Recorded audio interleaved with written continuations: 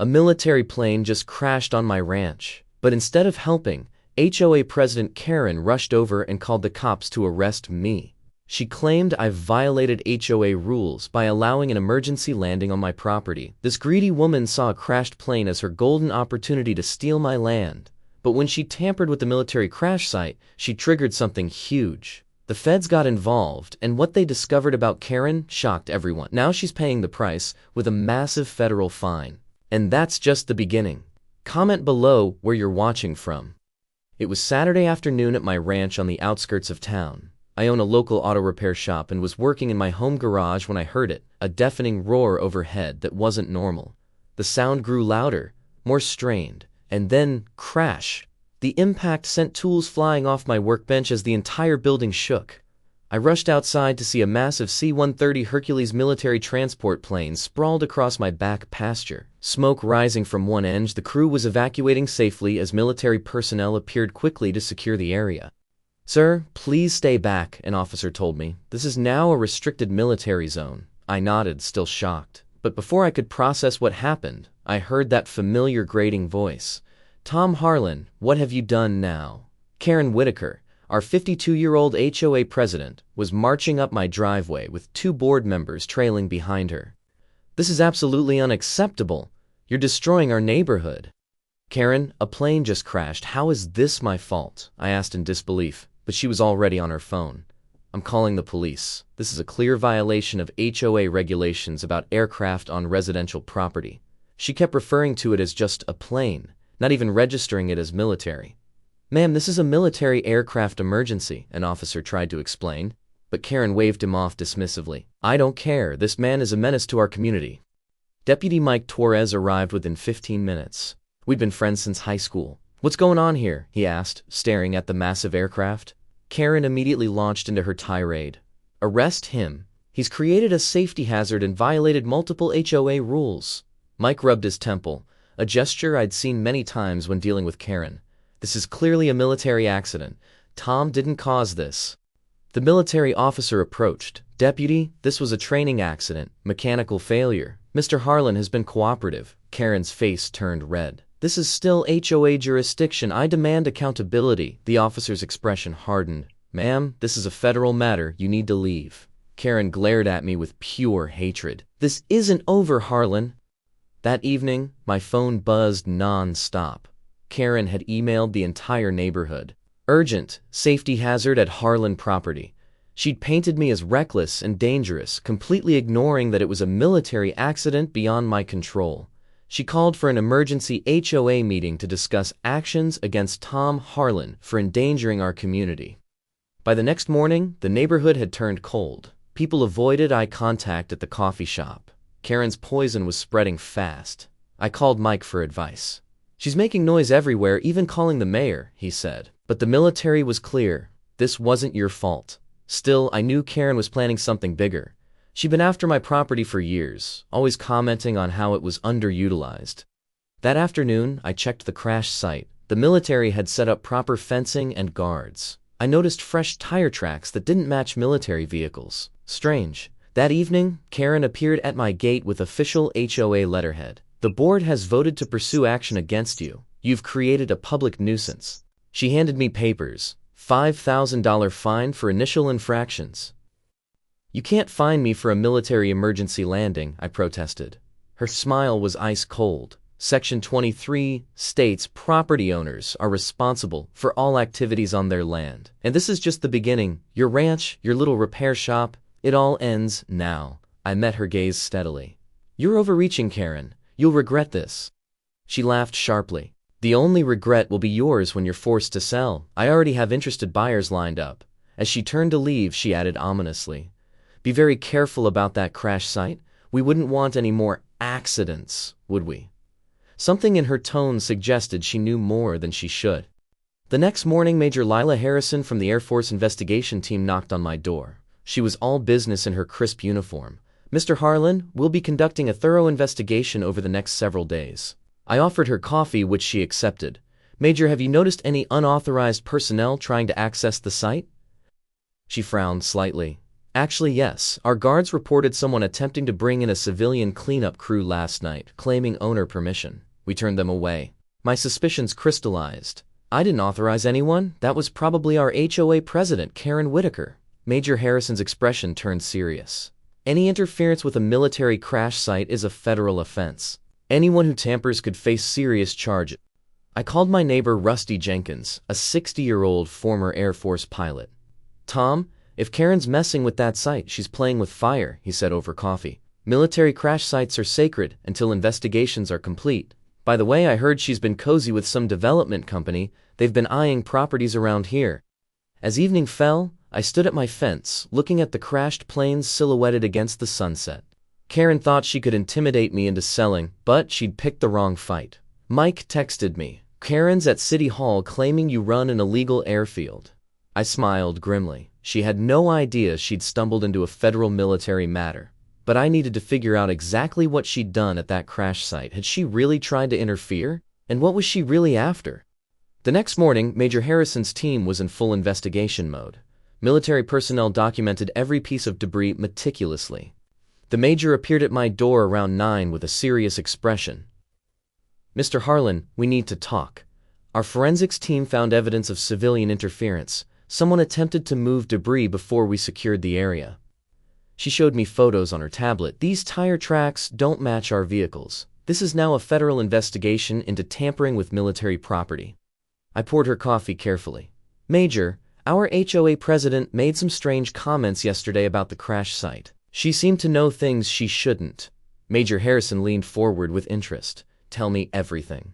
I explained Karen's accidents comment and the cleanup crew attempt. Her expression darkened. "If true, Ms. Whitaker has committed serious federal crimes with substantial penalties." My phone rang. "Sandra, from my repair shop." "Tom, there's a city inspector here claiming we're violating zoning laws. Something about military equipment making this a restricted zone?" I apologized to Major Harrison and rushed to my shop. Sure enough, a nervous inspector stood there with Karen beside him in her designer suit. "Ah, Tom," she said sweetly. "Just explaining your property situation to Mr. Davidson." Davidson looked uncomfortable. "We received a complaint that you're operating an illegal commercial airfield. The aircraft on your property raises serious violations." I stared in disbelief. "It crashed there. I didn't invite it." Karen smiled. "Nevertheless, the law is clear about unauthorized aircraft facilities." I called Major Harrison immediately. She assured me she'd contact the city directly. Davidson looked relieved to leave. After he left, Karen's mask dropped. "Think you're clever, getting military friends involved? I've protected this community for years, and I won't let some grease monkey ruin it." Her composure cracked, showing her true nature. That afternoon, a certified letter arrived from an expensive law firm, demanding $75,000 for property value loss and emotional distress. It threatened immediate legal action. I was reading it for the third time when Rusty knocked urgently. "Tom, you need to see what I found." He spread documents on my desk. "Karen's been receiving consulting fees from Pinnacle Development for a year. They specialize in converting rural properties to high-density housing." He showed me bank records. He's using the HOA account, claiming community improvement consulting. But here's the kicker.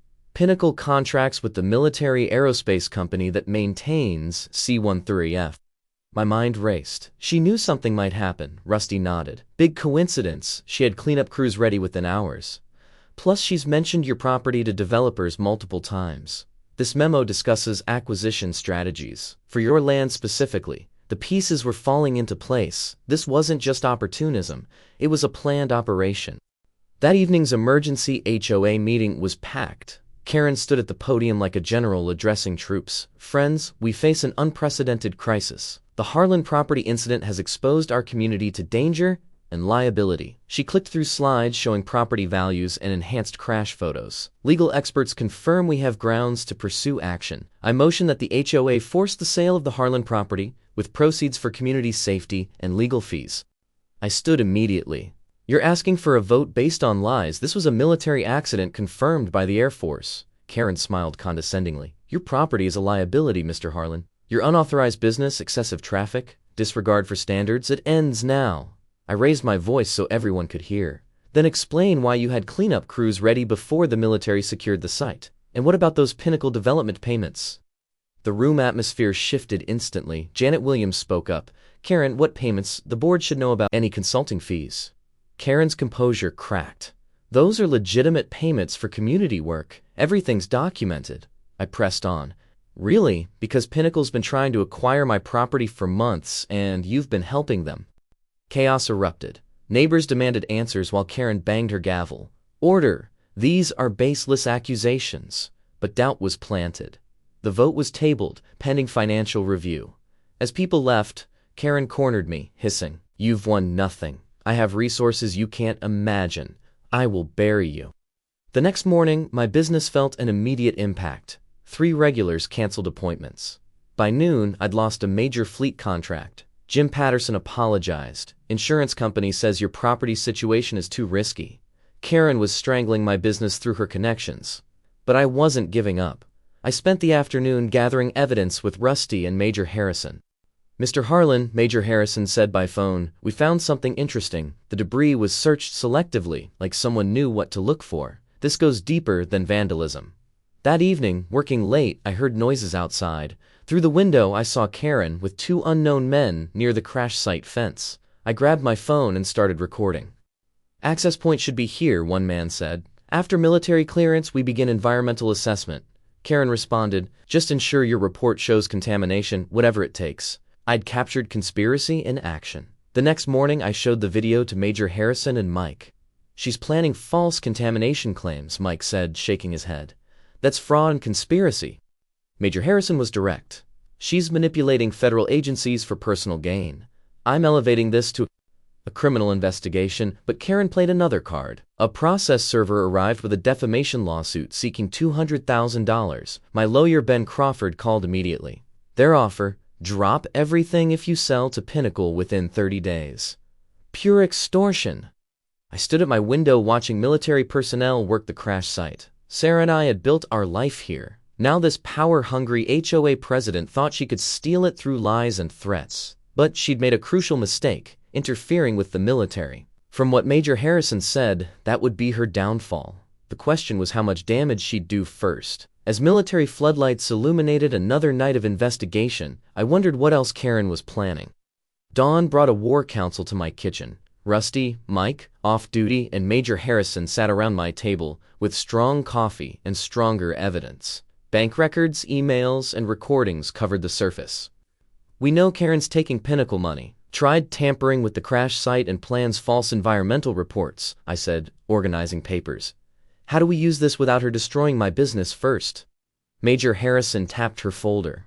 "The contractor maintaining that crashed plane, under investigation for safety violations. 3 C-130 failures in 18 months. Your plane was serviced 2 weeks before crashing. If Karen knew about maintenance issues through Pinnacle, huh?" Mike whistled low. "That's accessory to endangering military personnel," Rusty added thoughtfully. "She's got the HOA board controlled and is poisoning the community. We need public opinion on our side first." My phone buzzed. Sandra reporting more cancellations. My business was bleeding out. But instead of despair, cold determination settled over me.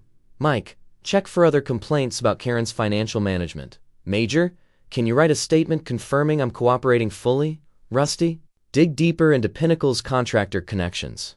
We had a plan. That afternoon's scheduled financial review meeting was my opportunity. I arrived early with legal documents to share. The room filled quickly. Word had spread about potential revelations. Karen entered regally, with board members who looked less confident than usual. Robert Hayes, the retired accountant board member, called the meeting to order instead of Karen. "We're here for a financial review as requested by the community." Karen tried to interject. "First, we should address the Harlan property situation," but Robert cut her off. "Financial review first, Karen. That's the agenda." Her smile tightened. As Robert examined the books, discrepancies emerged quickly. "Karen, these consulting fees paid to you personally, $15,000 over 6 months. Where's the board approval?" She shifted uncomfortably. "Those were for extra community development work." I stood when recognized. "I have relevant information. I distributed Pinnacle development documents. Ms. Whitaker has been working with developers trying to acquire neighborhood properties. These HOA consulting fees match Pinnacle payments exactly." The room erupted. Then I played the fence line video. Karen's recorded voice, discussing fake contamination reports, silenced everyone. Janet Williams stood slowly. Karen, you're planning fraud? The tide turned decisively. Board members questioned everything, while Karen's facade crumbled. You don't understand, she exploded. This neighborhood was stagnating. I was bringing development and progress. That man's ranch is an eyesore. Robert's voice turned ice cold. Through bribery and fraud? I motioned for an immediate no-confident vote and forensic audit. The motion passed almost unanimously. Karen slipped out during the chaos, phone pressed to her ear. The next morning brought vindication. Major Harrison called with crucial news. Pinnacle's subsidiary maintained the crashed aircraft. They've been cutting corners. Several executives face a federal investigation. Your HOA president appears throughout their communications. She was promised $500,000 for delivering your property and to others. I felt sick. She knew about the danger, Major Harrison confirmed grimly. She knew about maintenance issues. Whether she expected a crash specifically, we can't say. But she was ready to capitalize. That cleanup crew would have planted contaminated soil. That afternoon, Karen made her desperate play. She arrived at my shop with 2 expensive lawyers. Mr. Harlan, one said smoothly, our client will drop all legal action and pay $50,000 if you agree not to pursue claims and sell to Pinnacle. I looked at Karen, who couldn't meet my eyes. Your client attempted federal crimes. I think prosecutors will be very interested in this bribe attempt. They left quickly, but Karen turned back with rage. You've ruined years of work. That evening, I sat on my porch with Rusty, Mike, and Major Harrison, sharing beers and watching the sunset. The crashed plane remained, now seeming less a curse than a catalyst. Ironic, I mused. If she'd left me alone, she might have succeeded, but greed made her overplay. Major Harrison nodded. Federal investigation is expanding. Similar schemes in 3 states. Your HOA president was part of something bigger. My caution proved justified the next morning.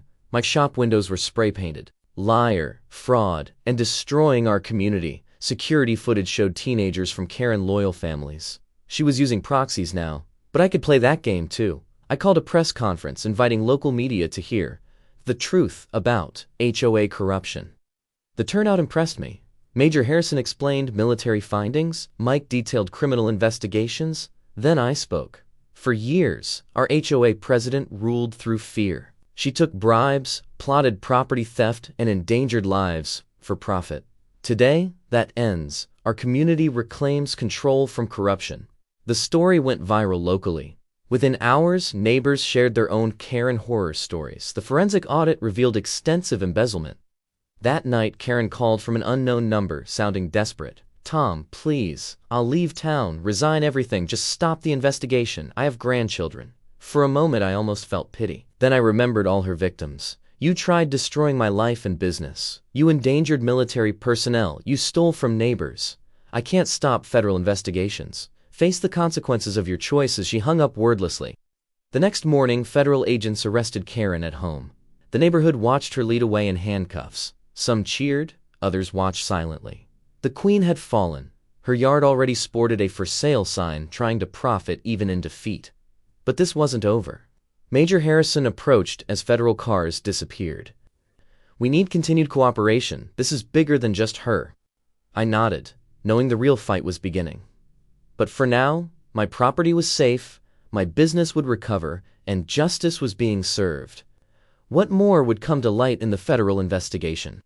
The next morning, I woke to find my repair shop's online reviews bombarded with 1-star ratings. Dangerous owner, unsafe location. This man destroyed our neighborhood. The attack was coordinated and vicious. Karen had hired a professional PR firm to destroy my reputation. Local news picked up the story. HOA president claims local business owner endangers community. The reporter interviewed Karen, who played the victim perfectly, dabbing her eyes with a tissue as she described how I'd terrorized her for trying to protect the neighborhood. By noon, the damage was real. 3 regular customers called to cancel appointments, citing safety concerns. Sandra looked worried as she showed me the appointment book, nearly empty for the next week. Tom, people are scared to come here. They think you're some kind of criminal. I felt the weight of Karen's campaign crushing my business. $15,000 in contracts, gone in a single morning. At this rate, I'd be bankrupt within months. Major Harrison called with disturbing news. Tom, Karen Whitaker has been busy. She filed a formal complaint with my superiors, claiming our investigation was biased because of your influence. She's also been calling congressional offices, alleging military overreach and demanding a civilian review. The woman's audacity knew no bounds.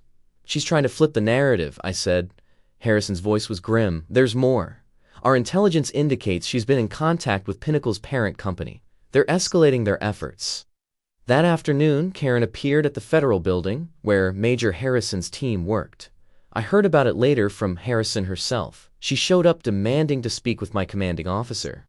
When we refused, she started recording video, claiming we were silencing a whistleblower. She threatened to go to every media outlet in the country with her evidence of military corruption. The irony of Karen calling herself a whistleblower while actively corrupting everything she touched wasn't lost on anyone. But Karen's biggest mistake came when she decided to confront the military directly. 2 days later, she showed up at my property while Major Harrison was there for a routine update. Karen's usually perfect appearance was fraying. Her hair slightly mussed, her designer suit wrinkled. You, she pointed at Harrison, with a shaking finger, you are part of this conspiracy against me. I demand you recuse yourself from this sham investigation. Her voice had taken on a shrill, desperate quality. Major Harrison remained calm and professional. Ma'am, you need to leave. This is private property and you're interfering with a federal investigation. But Karen wasn't backing down. She pulled out her phone and started to live stream. This is Karen Whitaker, HOA president, being intimidated by military personnel who are exceeding their authority. This woman, she pointed at Harrison again, is colluding with Tom Harlan to destroy my reputation and steal my position. The situation escalated quickly. Karen's rant became increasingly unhinged. I have powerful friends, people in Washington who won't let this injustice stand. You're just a cog in the machine, Major. When my connections finish with you, you'll be lucky to guard a recruiting station. She turned to me, her eyes blazing with hatred. And you think you've won? I've been playing this game longer than you've been alive. By the time I'm done, you'll be begging to sell me that worthless ranch. Harrison calmly pulled out her radio. I need civilian law enforcement at the Harlan property. We have an individual interfering with a federal investigation and making threats. Within minutes, Mike arrived with another deputy. He looked at the scene with weary familiarity. Karen, what are you doing? She turned on him like a rabid animal. Of course you're here. You've always been in Tom's pocket. This whole town is corrupt, and I'm the only one brave enough to stand up to it. As Mike moved to escort her off the property, Karen completely lost control. Don't you dare touch me. I'll sue everyone here. I'll own this town when I'm done. She jerked away from Mike, stumbling in her heels. You have no idea who you're dealing with. The mayor listens to me. The city council does what I say. I am this community. But her power was evaporating like morning dew. Mike calmly handcuffed her as she continued screaming threat. The arrest made headlines. HOA president detained for threatening military officer. But even from jail, Karen continued her campaign. Her lawyer held a press conference claiming she was a political prisoner being persecuted for protecting her community. The lawyer, Richard Graves, presented carefully edited videos that made it seem like Karen was being reasonable while everyone else was aggressive. It was masterful manipulation, but the full videos told a different story. That evening, I discovered just how far Karen's reach extended. City inspectors showed up at my shop, claiming they'd received multiple complaints about safety violations. They combed through everything, clearly looking for any excuse to shut me down. When they couldn't find anything substantial, they cited me for a cracked tile in the bathroom and a light bulb that was too dim in the storage room. Fix these within 24 hours or we'll close you down, the lead inspector said, not meeting my eyes. I spent the night at my shop, desperately making repairs while my mind raced. Karen might be in jail, but her influence was still poisoning my life. My phone rang constantly, reporters wanting statements, customers canceling appointments, and anonymous callers making threats. One message particularly chilled me. Karen has friends, powerful friends. Walk away while you still can. The stress was taking its toll. I found myself pacing the empty shop at 3 a.m., exhausted but unable to sleep. Looking at Sarah's photo on my desk, I slammed my fist down on the workbench and shouted, "Enough! I've had enough!" The sound echoed in the empty space. I was tired of being defensive, tired of reacting to Karen's moves. It was time to go on the offensive, but first I needed to understand just how deep her connections went. The next morning, Rusty arrived with troubling news. Tom, I've been monitoring communications between Pinnacle and their subsidiaries. Karen's name keeps coming up, but not just as a paid asset. She's been feeding them information about military movements for months. Every time a military aircraft flew over, she logged it. Every time military personnel visited the area, she reported it. She's been conducting intelligence gathering, whether she realized it or not. This changed everything. I immediately contacted Major Harrison and Patricia Mitchell. If Karen had been gathering intelligence on military operations, even unknowingly, she'd crossed into espionage territory. Mitchell's response was swift. We're elevating this to a joint task force with the FBI. Karen Whitaker is now under investigation for potential violations of the Espionage Act. The HOA president, who'd terrorized a neighborhood for petty power, had stumbled into federal crimes that could put her away for life. But even as the federal investigation intensified, Karen's influence continued to haunt me. My business was hanging by a thread, my reputation was in tatters, and mysterious surveillance vans had started appearing near my property. Mike confided that Karen had filed complaints trying to get him fired, claiming he'd brutalized her during the arrest. She's got friends on the city council pressuring the sheriff, he told me. I might lose my badge over this. As I stood in my empty shop that evening, I realized Karen had been right about one thing. She did have powerful friends. The question was whether the federal government's case would be stronger than her connections. Major Harrison assured me they were building an airtight case, but I couldn't shake the feeling that Karen still had cards to play. The war between us was far from over, and the stakes kept rising.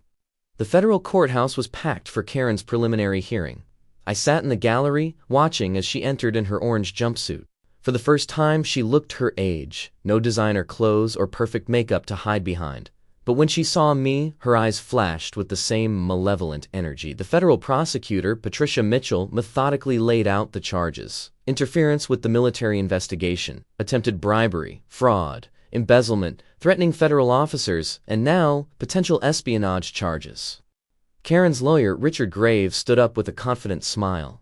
Your Honor, we intend to show that my client is the victim of an elaborate frame-up orchestrated by Mr. Harlan and his military accomplices. He produced a tablet.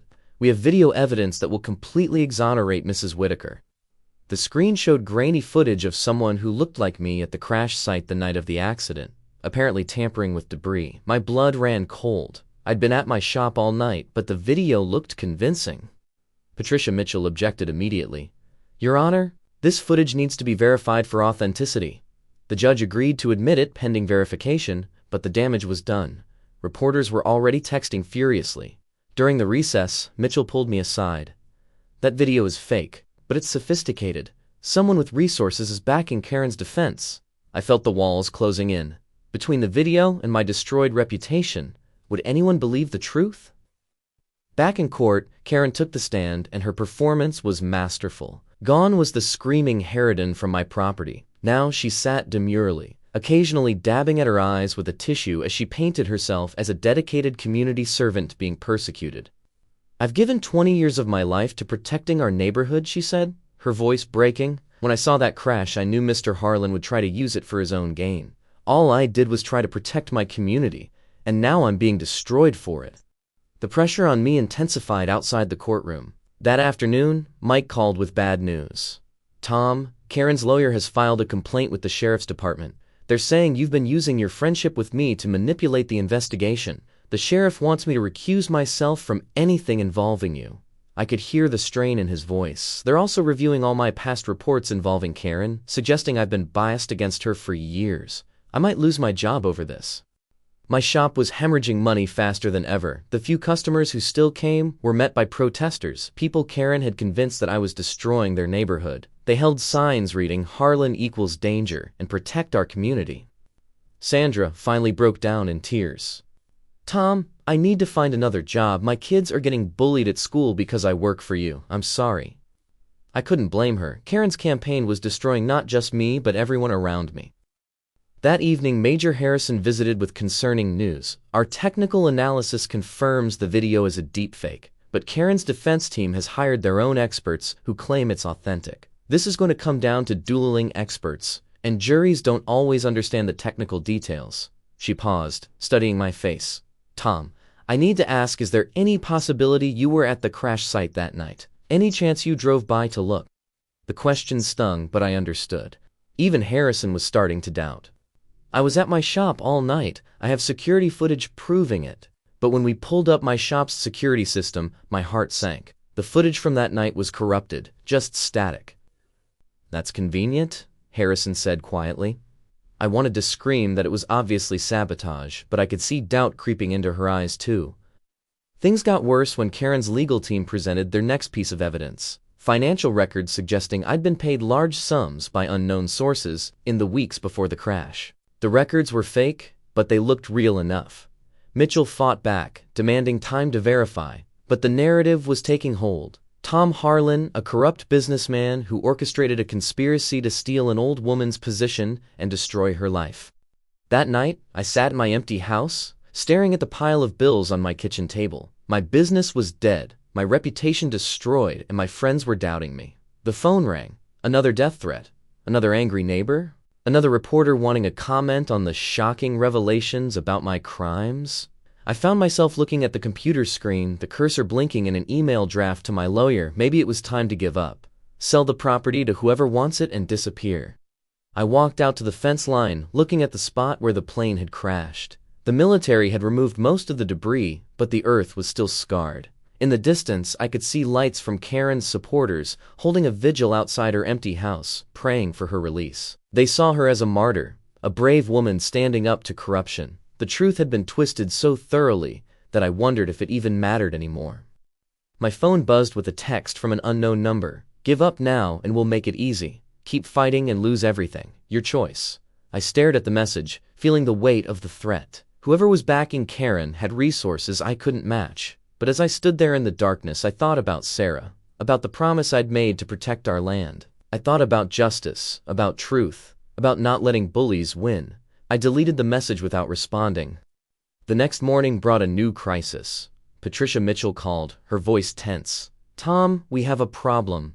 A witness has come forward claiming to have seen you at the crash site that night. They're providing detailed testimony about watching you move debris and take photographs. I felt my knees go weak. That's impossible. Who is this witness? Mitchell hesitated. Someone credible enough that we have to take it seriously. Tom, I need you to be completely honest. Is there anything you haven't told me? The betrayal stung. Even the prosecutor was starting to doubt me. Patricia, I've told you everything. This witness is lying. Just like the video is fake and the financial records are fabricated. Can't you see what's happening? They're building a false narrative brick by brick. But I could hear the uncertainty in her voice.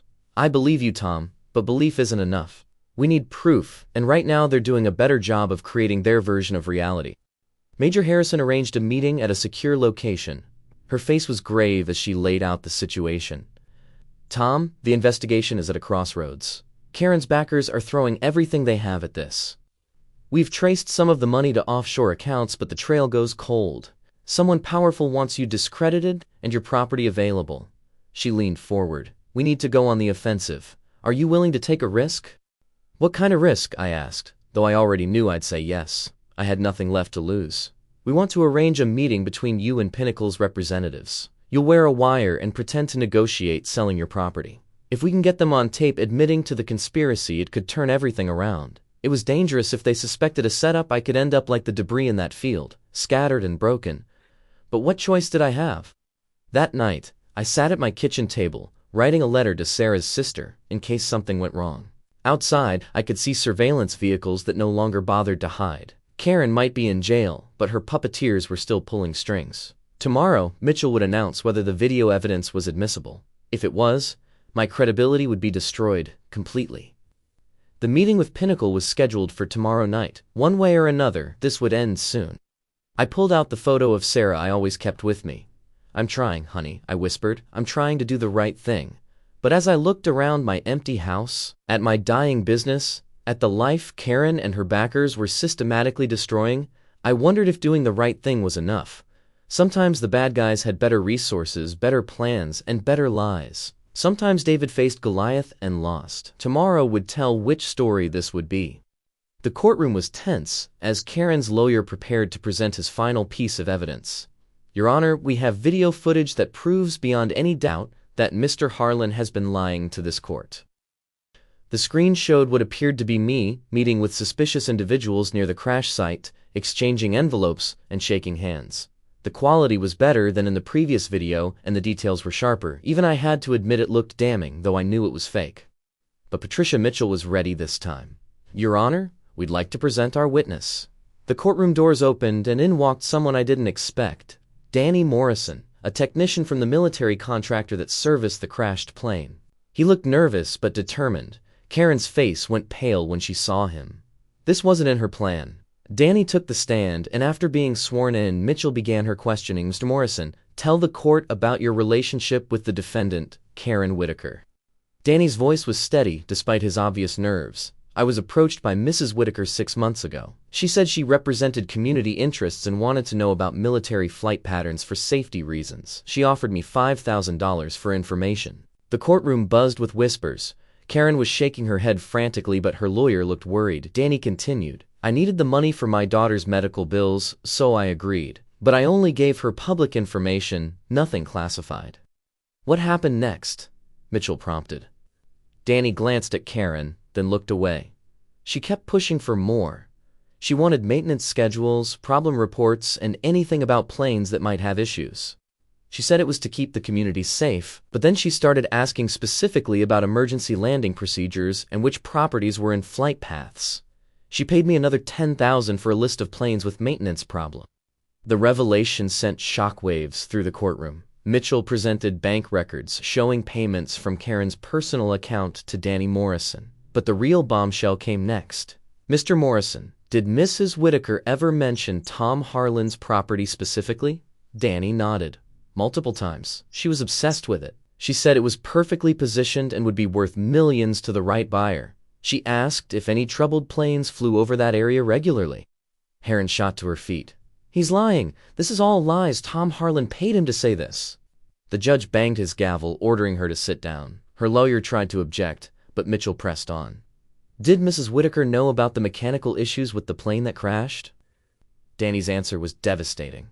"Yes, I told her that a specific plane had been flagged for fuel system problems. She seemed very interested in that information." The prosecutor then revealed the investigation had uncovered more. Karen hadn't just been paying Danny, she'd been collecting information from multiple sources, building a database of military vulnerabilities. Her connection to Pinnacle Development went beyond simple bribery. She was being paid specifically to identify and acquire properties that could be used for intelligence gathering. The crashed plane had been an opportunity she couldn't resist. But Karen wasn't done fighting. During the defense's cross-examination, Graves attacked Danny's credibility, pointing out his financial problems and suggesting he'd say anything for money. The strategy might have worked, except Mitchell had another surprise. "Your Honor, we'd like to present additional evidence discovered just this morning." She produced a laptop. "This computer was recovered from a storage unit rented by Mrs. Whitaker. Our forensics team has recovered deleted files." The files were damning. Emails between Karen and Pinnacle executives discussing the Harlan acquisition, spreadsheets tracking military flights over my property, and, most shocking, a document titled Contingency Plans that outlined various scenarios for forcing me to sell, including environmental contamination, legal pressure, and reputation destruction. The date on the document was 2 weeks before the plane crash. Karen's lawyer tried one last desperate move. "Your Honor, this evidence was obtained without a proper warrant, but Mitchell had anticipated this. The storage unit was rented under the HOA's name, making it commercial property. Mrs. Whitaker, as president, used HOA funds to pay for it. The board gave us permission to search all HOA properties. The judge allowed the evidence, and Karen's fate was sealed." As the full scope of Karen's crimes became clear, her composure finally cracked completely. "You don't understand," she screamed. "I was protecting our community. Tom Harlan's property is a danger to everyone. That military traffic, those planes, someone had to do something." She turned to the gallery, appealing to her supporters. "I did this for you, for all of you, to keep your children safe." But even her most loyal followers looked shaken by the revelation. The judge called a recess to review the evidence. In the hallway, Karen's daughter approached me, tears streaming down her face. "Is it true? Did my mother really, did she know that plane might crash?" I didn't know what to say. The truth was complicated. Karen probably hadn't expected an actual crash, just a threat of one. But her greed had blinded her to the real danger she was creating. Your mother made choices, I said finally, wrong choices, but I don't think she meant for anyone to get hurt. When the court reconvened, more evidence emerged. The deepfake videos of me had been created by a company that Pinnacle had hired. The financial records were forgeries. The witness who claimed to have seen me at the crash site was a Pinnacle employee. Every piece of evidence against me had been manufactured. As part of Karen's reputation destruction plan, the investigation also revealed that Karen had been embezzling from the HOA for years, using the money to fund her intelligence-gathering operation. But the most shocking revelation came from Major Harrison's testimony. Our investigation has determined that Mrs. Whitaker's actions potentially compromised national security.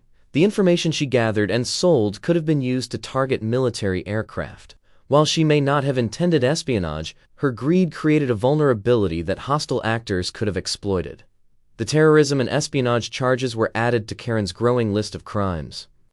Karen's final attempt at defense was pathetic. She took the stand against her lawyer's advice, weeping as she painted herself as a patriotic American who just wanted to protect her community. But Mitchell's cross-examination was brutal, systematically destroying every lie. When confronted with the evidence of her payments from Pinnacle, Karen tried to claim she thought they were legitimate consulting fees. When shown her detailed notes on military aircraft vulnerabilities, she insisted she was just being a concerned citizen. The jury didn't buy it. After just 3 hours of deliberation, they returned guilty verdicts on all counts: conspiracy, fraud, embezzlement, bribery, interfering with a federal investigation, and attempted espionage. The judge, noting the severity of the crimes and the danger Karen had posed to national security, sentenced her to 25 years in federal prison. As the bailiffs led her away, Karen turned to me one last time. "This isn't over, Harlan. You'll pay for this." But her threat rang hollow now.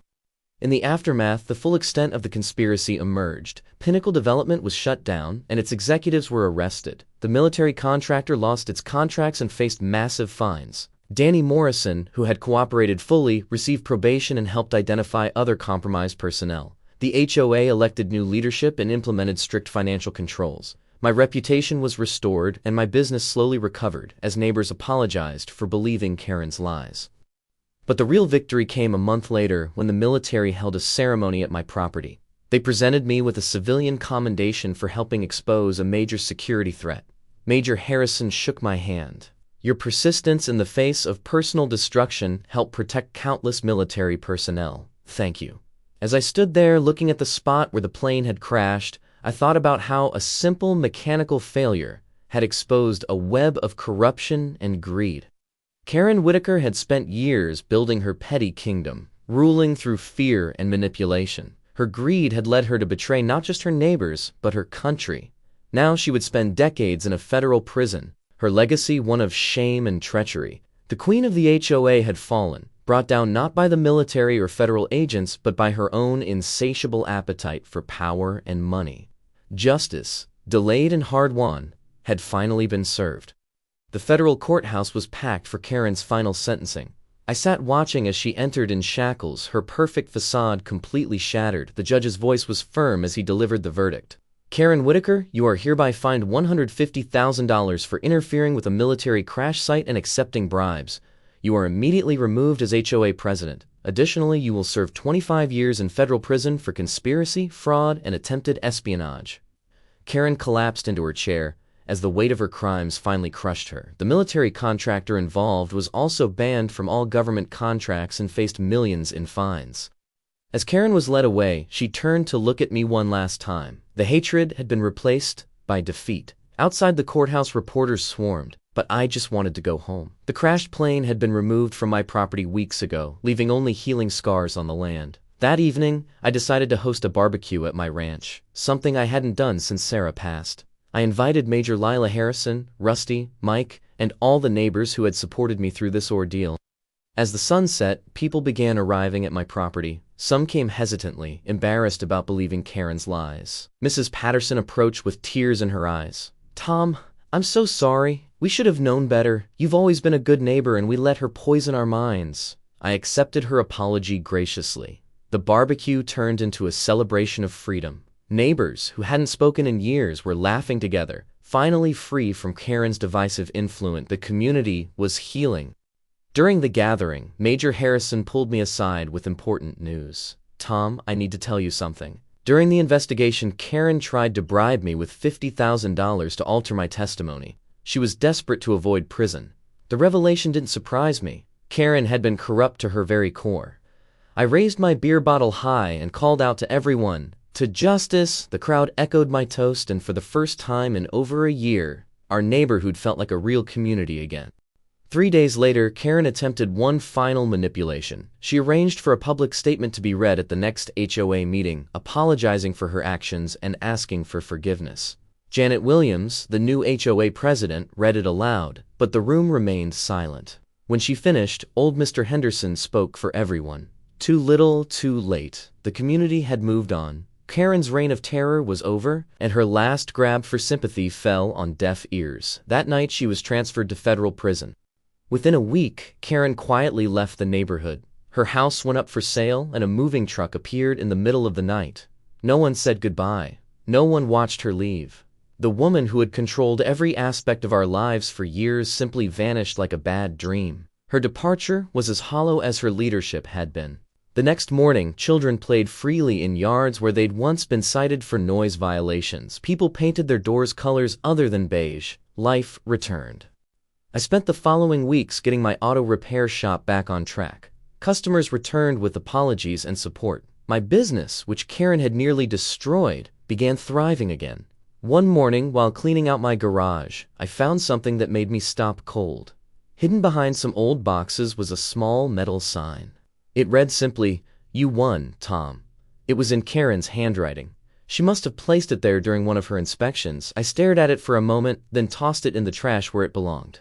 6 months passed peacefully. I transformed my property, creating a community garden where neighbors could grow vegetables together. The spot where the plane had crashed became a symbol of renewal rather than conflict. One evening, while tending tomatoes, I heard the familiar sound of military aircraft overhead. A C-130, just like the one that had crashed, flew past on a training mission. I looked up and muttered with a grin, "Don't even think about landing here again." The irony wasn't lost on me.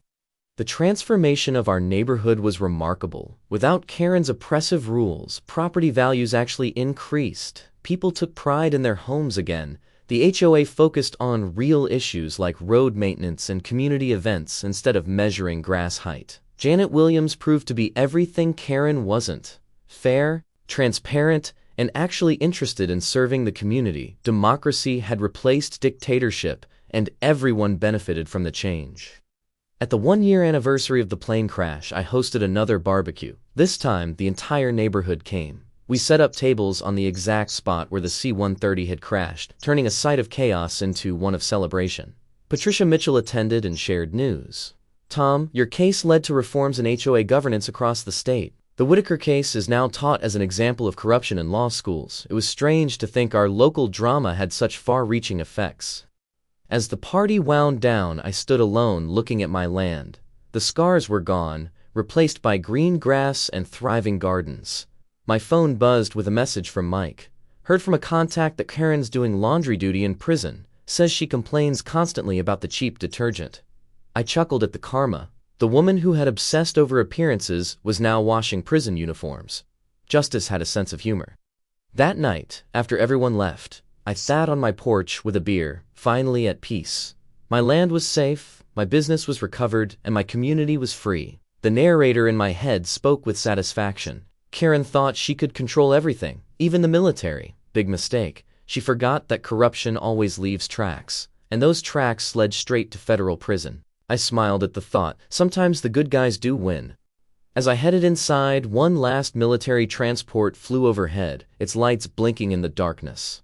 "Safe travels," I called out, then laughed at myself. What a journey it had been, from a crashed plane to exposed corruption to federal trials. But it was over now. Karen would spend decades behind bars, and we could all live freely. Still, questions lingered for anyone watching this story. What would Karen do after prison? Would other corrupt HOA presidents learn from her mistakes? And most importantly, what dish should I prepare for next year's Freedom from Tyranny barbecue?